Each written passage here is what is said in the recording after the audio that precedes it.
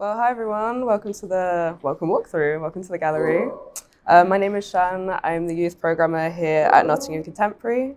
Today's walkthrough is intended to be a casual and informal introduction to our new exhibition season by Ridykeulous.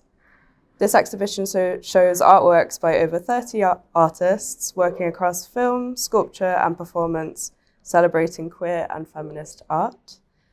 It's our pleasure today to be joined by members of our gallery assistant team and Zesty's collective, who are one of our valued community partners. We're going to start by taking a walk through Gallery 1, where Millie, Sonia and Sam will highlight some of the works on display, before passing through Gallery 2 to 3, where Millie and Tom will kind of intro some of the artworks in there. Hello everyone, hi. I'm Millie Quick. I'm just going to be giving a very short introduction. I'm guessing that a lot of you already be quite familiar with queerness, like the concept of queerness, queer art. But if there's anyone who feels like they're a little bit on more shaky ground, the thing about queerness is it's never a simple definition. So we're all really always discovering what it does mean, what it could mean, what it has meant. So I'm really interested in this video and sculptural and installation piece by My Barbarian. It's really hitting that kind of theatrical feeling. And I think that like theatre, art, and queerness have a lot of very similar effects, kind of making the familiar strange and perhaps exciting again, looking at everyday roles and actions and really being playful, having a space where you're allowed to be playful. Movement is a nice example of something that can be queered, something that can be strange, deliberately awkward, unnatural. And in this space of play, you can maybe discover something isn't so performative after all. You can fake it until you make it. It's a colourful expression. It's a camp expression. Another contested term that's always kind of very slippery and hard to define, and different people are going to have very different perspectives on. I think that in this gallery, Gallery 1 in particular, there's a lot of examples of role-playing as well, like stepping into these roles. They could be traditional symbols that everyone's familiar with, or something strange and new that the viewer has to interpret, has to make an effort to meet halfway, or even a mystery that cannot be solved, something that's deliberately withheld from the viewer, which is a power we can perhaps bring into our everyday. It doesn't just have to be an artwork. That can be part of who we are and how we present ourselves. So it's a very exciting invitation. Hiya, I'm Sonia. I'm part of Zesty's collective. We're a Nottingham-based queer collective, and our focus is on running workshops and with creativity at heart and queerness at heart. So we've done quite a few of those in Nottingham in various different venues, and I'm here to talk about the Barbarians' work, so in particular the Mask Workers video that's on my side. So it's a video performance. It's got multiple themes and parts, and there's kind of two that caught my eye specifically. So one of them is called Remember What It's Like to Be Alive. So that one, you have one person stood in the middle with a mask on, crossing their arms, and then there's two people that come behind them, and they kind of like interlink and have their arms around them and hold hands as well. And I guess what struck me about that one is just the pose itself being, kind of gives a sense of the three people there being kind of like a unit.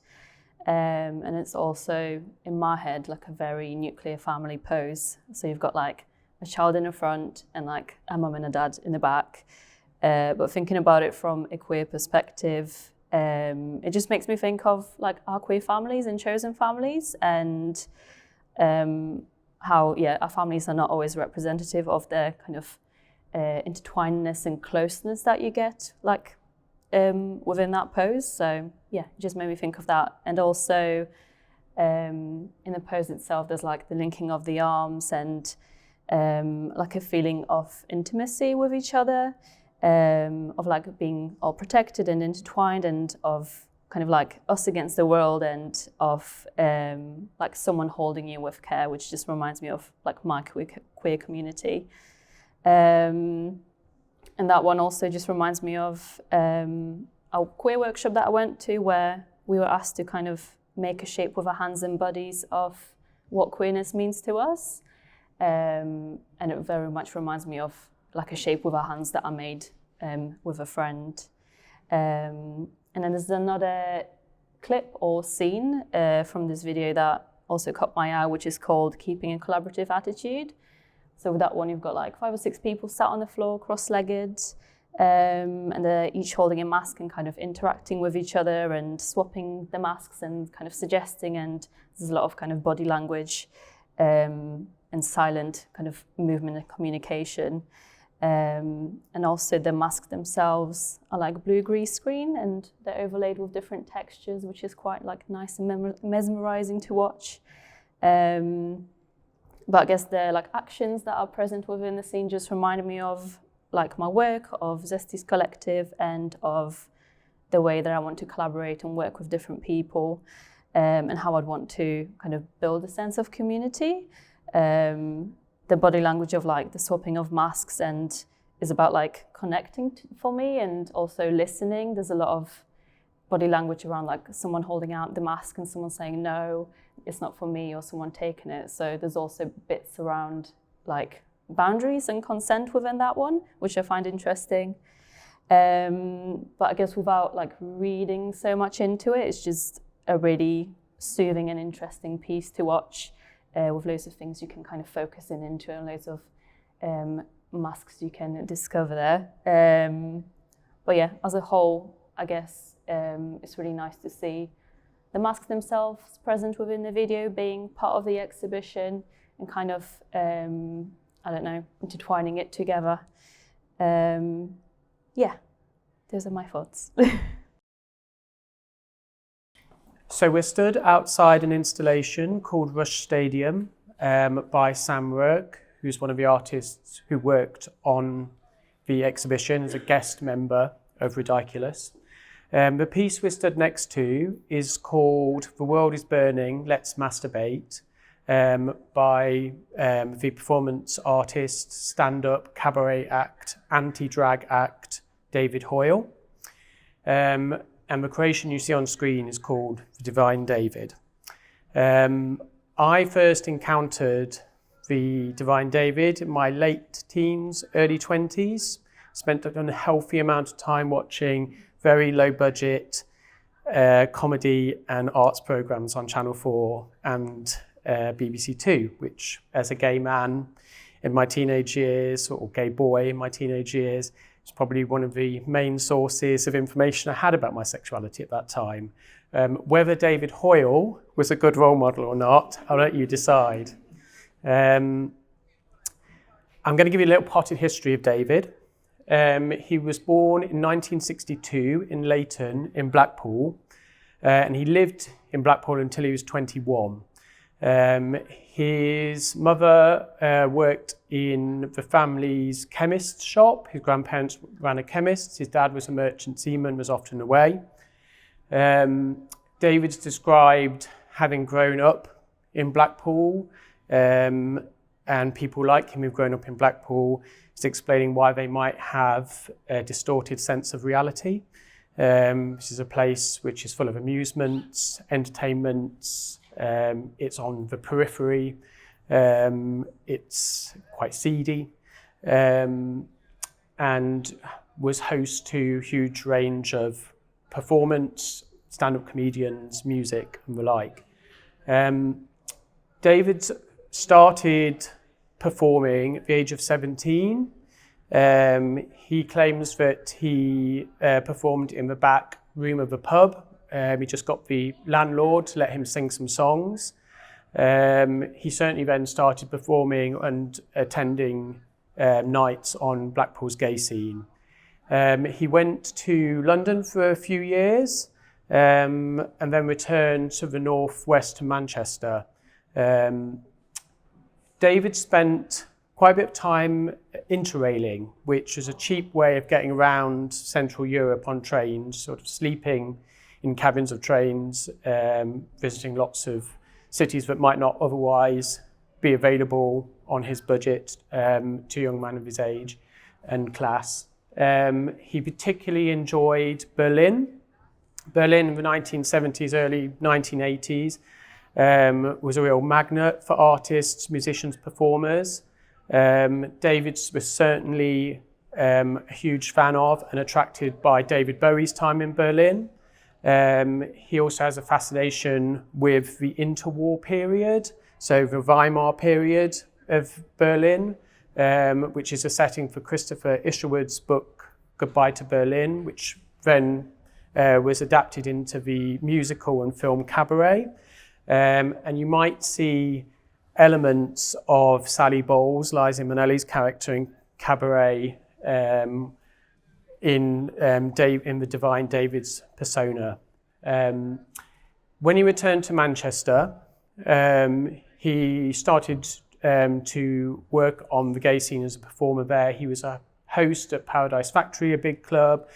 He worked at Manumission, which was a huge gay club in the gay village in Manchester. The Divine David emerges around that time, in the early 90s. According to David, he developed that when he was asked to do a student pub quiz on the Oxford Road, and he wanted to add some glamour to it, so he created this host for Divine David. Divine David was not that interested in whether you got the quiz questions right or wrong, and it developed from there. Eventually he attracted, through performances in London and in the Northwest on the queer circuit and sort of stand-up and drag circuit, the attention of television. So in 1998, he appeared in a really low-budget BBC Two sketch series, Comedy Nation, and then was given his own Channel 4 series. So The Divine David Presents in 1998 and The Divine David Heals in 1999. They were kind of alternative comedy, art strands, very eclectic. Lots of that footage is available on YouTube, and I really recommend checking that out. You'll find lots of his live performances there as well. He's still performing today, performed in Foyle for their Pride this year, and there's a great routine you can check out on YouTube, entirely free, there. David killed off the Divine David in the year 2000. He claims that the narcissism of the character, his own continually troubled relationship with alcohol and drugs, led him to decide to kill it off. And it was a moment where he'd been offered a really lucrative contract by Channel 4. And Channel 4 at that time is developing into the Channel 4 of today. So it's the Channel 4 of Big Brother. And they wanted someone who could be a host for a lot of different strands for the TV series. And David took a step back from the character and decided that actually that way disaster lay for him. He returned to Manchester for about 4 years and went through a period of healing before he started to re-emerge. But he killed the Divine David off spectacularly in 2000 in the Streatham Ice Rink, where he performed the Divine David on ice. And David killed the character to the strains of David Bowie's Rock and Roll Suicide, which was a product of David Bowie's own character, Aladdin Sane. So you can see again some of those influences coming through. If you've ever seen David speak out of makeup, he can seem like is the most gentle and humane of characters, not without strong opinions. If you've seen him live, it can be a really challenging, abrasive, and also incredibly candid experience. I'm going to finish off by talking a little bit about that. So things that he has done. in the time when he's returned, well, in past performances, but also since returning to performance. He's injected himself live on stage. He's talked about that before, and still sometimes in performances mimics the act of doing so. But he also very candidly in 2007, as part of a performance at the Royal Vauxhall Tavern in London, which many people will know is kind of a famous site for drag and queer culture, and most famously associated with Paul O'Grady's act Lily Savage. In the performance there, in conjunction with the performance group Ducky, or performance night Ducky, he showed a film of his first HIV test in 20 years, which had been filmed earlier that day, and the revelation of the result. One of the things he's talked about as reasons he moved away from London in the 1980s and back to Manchester was, again, like he did when he killed off Deviant David, an act of self-preservation. Obviously, HIV and AIDS were spreading through the community there. He had his own problems with substance. So this was part of a night where he spoke about the topic and then did something very candid and confrontational about himself. And you see that over and over again. There's no clear dividing line between biography and art and performance in David Hoyle. He's both incredibly funny, incredibly savage, and often very moving. The last thing I'll do is point you to, there's an interview in the face-to-face strand, which is also free, available on YouTube, with David, which is a source for much of what I've talked about. I've ripped it off mercilessly, but it is a really fantastic interview with him, which tracks him from the womb to the present day, I really recommend it. It's a treat into the life of a performer, a really great performer. Thank you very much. So yeah, I just wanted to briefly have a look at Danielle Brathwaite-Shirley's work here, and it's such a visually arresting piece that I think it helps me talk about queering a space.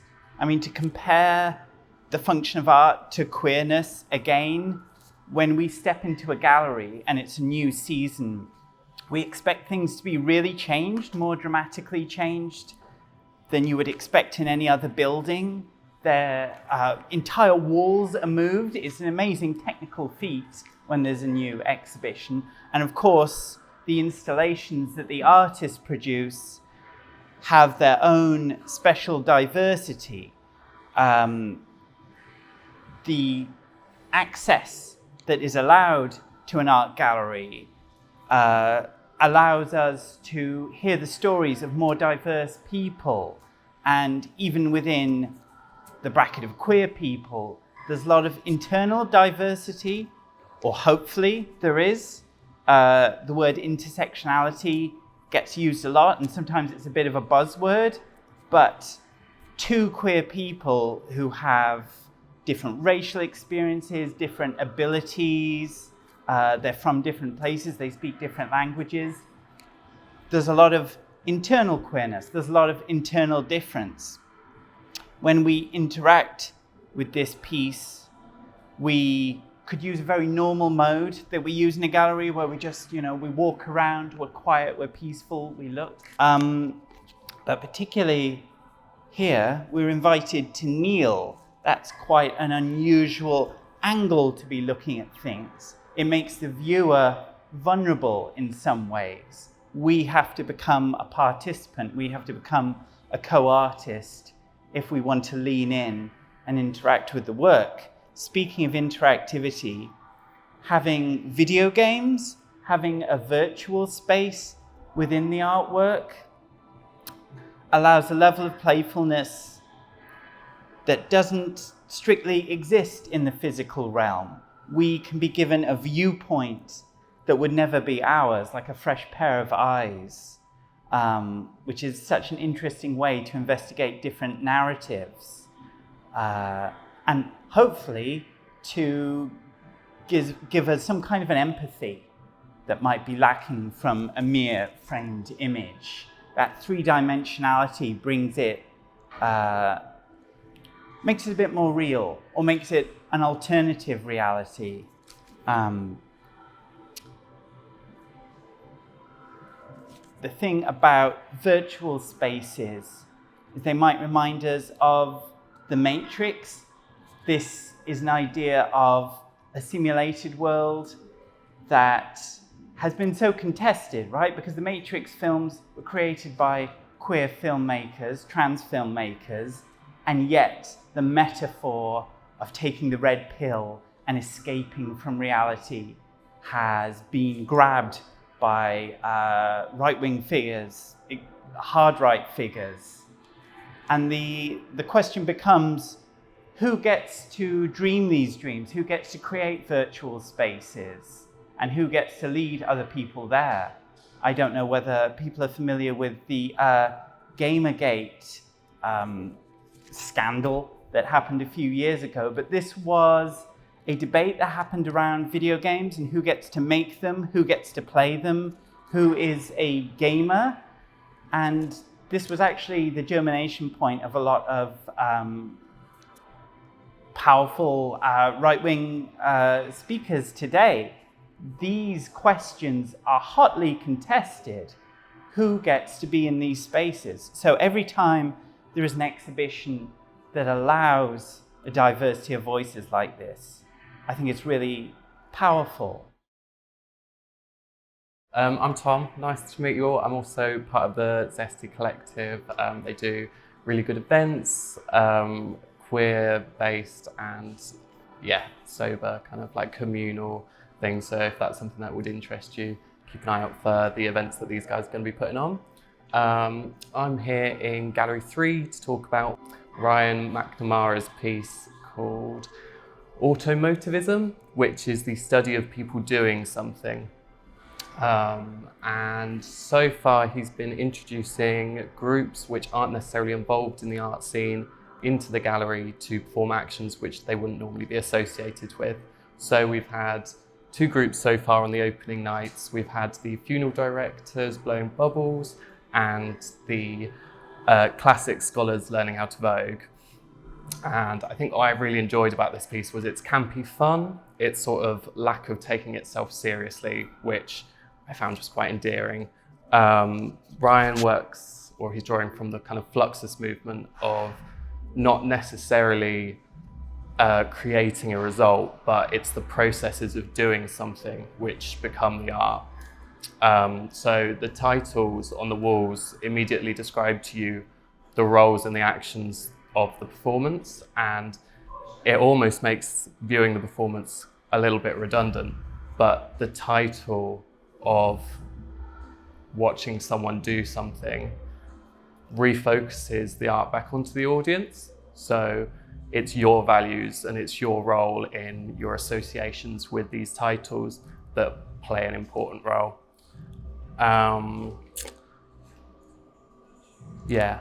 I think it's really interesting how actually both the title, the role of the performer and their action, they're both sort of actions. So this idea of value that we put onto what someone does and what someone's doing, how that can be somewhat dismantled, I find interesting. If you take the queer lens, you're always kind of looking at the relationships things have, the associated values that we look at things through. And I think this piece, through its subtlety, because it's only really kind of shifting reality by an inch, I find that really engaging and I found it really accessible. I've found presentness really difficult recently in kind of just being swept up in this idea of normal and going along with it. And I found this work really interesting to just slightly dissolve the idea of what we perceive as normal being necessarily as important as it should be. So yeah. So I'll just point out on our way through to Gallery 5, this artwork by Naufus Ramirez Figueroa. Obviously, it's quite an instant shock with this second image subverting some of the symbols of royalty. And I think as we move through to look at the other work, we can think about like different systems of power that queer art can critique, areas and subjects where we're supposed to be polite or deferential. Like, I would say that monarchy is like a more obvious system of power.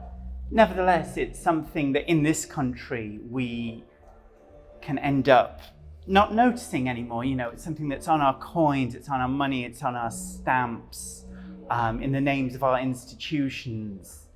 And sometimes we don't think very hard about, like, why is this Her Majesty's prison, or, you know, Her Majesty's boat? You know, what's happening here, and what are we allowed to be playful about, disrespectful about? You know, there are some viewers who would see this artwork and say, that's very rude to the Queen, you know. But she is not present in this image. It refers to her, but who is allowed to be disrespected or treated in a playful manner, and who isn't? And when you start to examine that question, it reveals a lot about the hierarchies of society. Yeah, so you may have seen this through the window on the way in, even if you haven't had a look around yet. It's quite an arresting sculpture, isn't it? Plus this amazing video. Young June Kwok and Ali Miller are engaging with ideas of fitness, health, but not just those things, but the images we create. You know, often exercise and health is a very serious thing. It's about looking good, it's about looking perfect. But these drag style, playful performances start to dismantle that. And again, it's a hidden kind of power. I mean, when you're scrolling through Instagram, when you're bombarded by adverts, there's a lot of ideas there about what is healthy, what is aspirational, what men should be looking like, what women should be looking like, how you should be dressing, whether you should be cleaning your teeth or getting cosmetic surgery. And dismantling those, it can be fun. We're often pressured into acting in a serious manner because being silly, being theatrical, campy, we feel like maybe we'll lose some of our status, some of the prestige, but at the end of the day, it can be so liberatory to be in these spaces. And at least art and art spaces kind of give an excuse. You know, if someone's wearing a very unusual costume or they're moving in a weird way, and someone's like, oh, why are they doing that? What's wrong? It's like, don't worry, it's art. It's allowed. It's an excuse. It's a frame that lets us have these conversations, step into these roles.